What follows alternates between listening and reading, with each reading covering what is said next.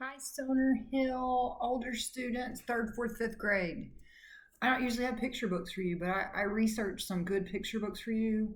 So I've got stuff just for you in third, fourth, and fifth. This is the first one, and it's called Brothers at Bat. And this is written by Audrey Vernick and illustrated by Steven Salerno. So get ready, especially if you like baseball, you're going to love it.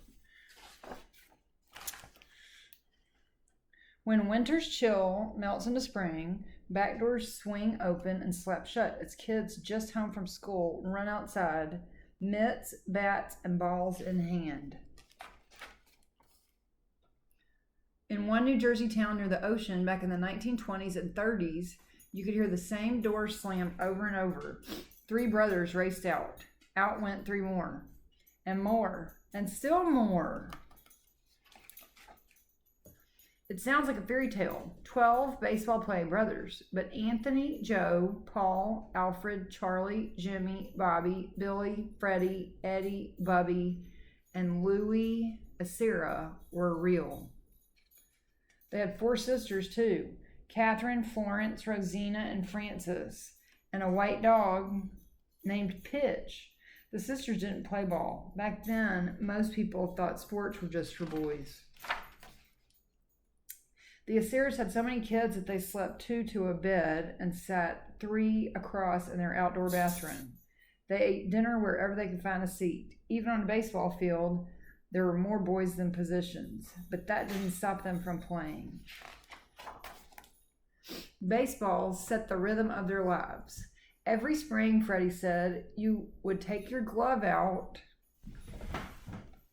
go in the yard, and play.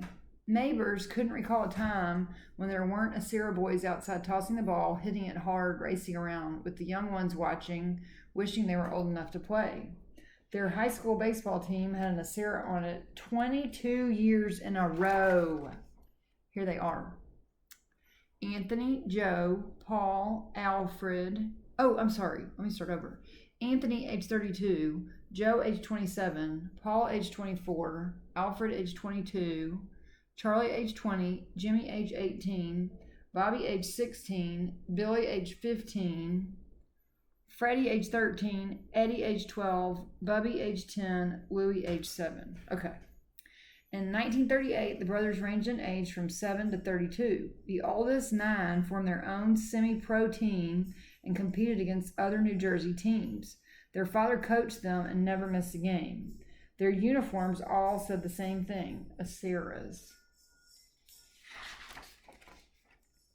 But there was no jealousy, no rivalry, no fighting. As the younger brothers grew up, the older ones shared playing time. If someone dropped a fly ball or struck out, no one screamed or threw down his glove or stomped off the field. We stuck together, Freddie said. The team played around New Jersey, in New York, Connecticut, wherever they could find a good game.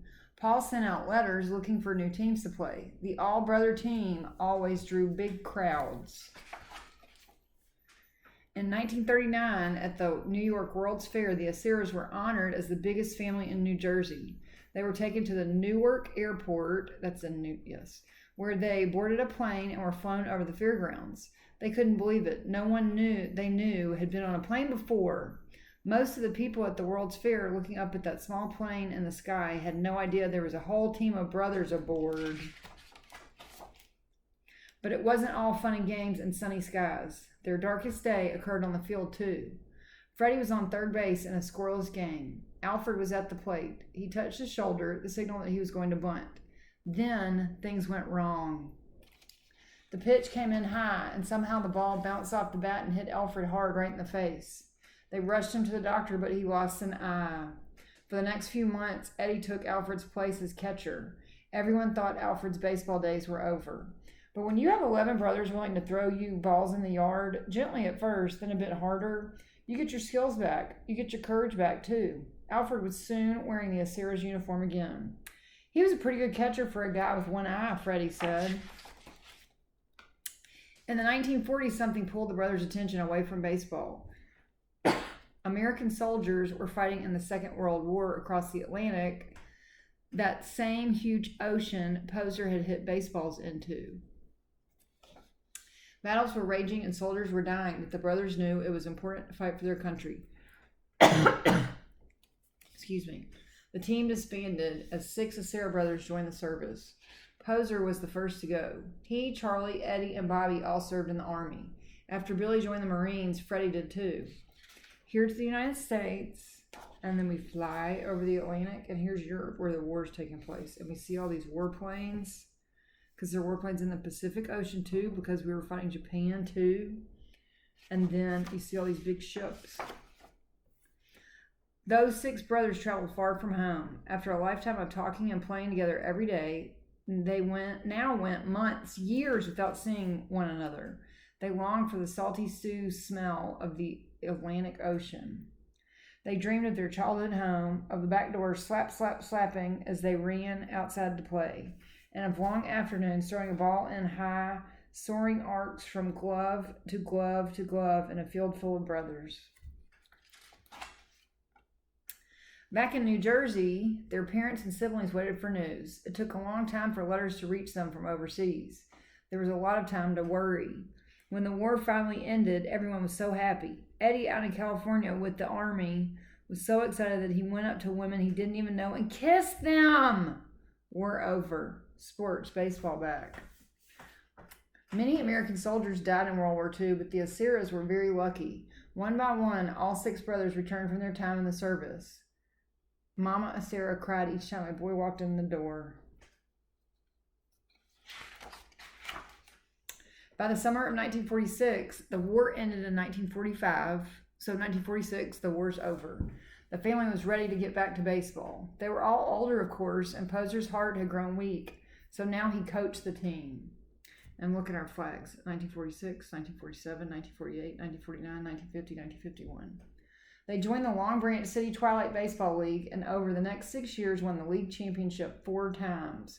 Every Sunday, crowds filled the stands to watch the all-brother team play. As time passed, the Aceras got married and moved into their own homes. They worked hard at their jobs, at the water company, at the post office, selling insurance.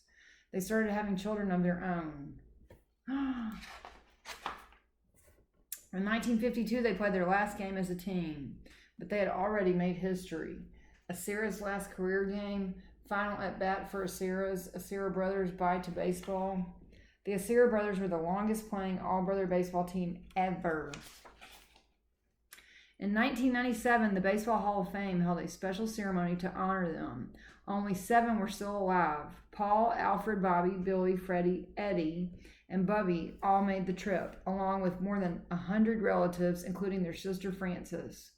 Jimmy's son donated his father's uniform and glove, which were put on display right there in the same museum that honored Babe Ruth and Ty Cobb and Willie Mays.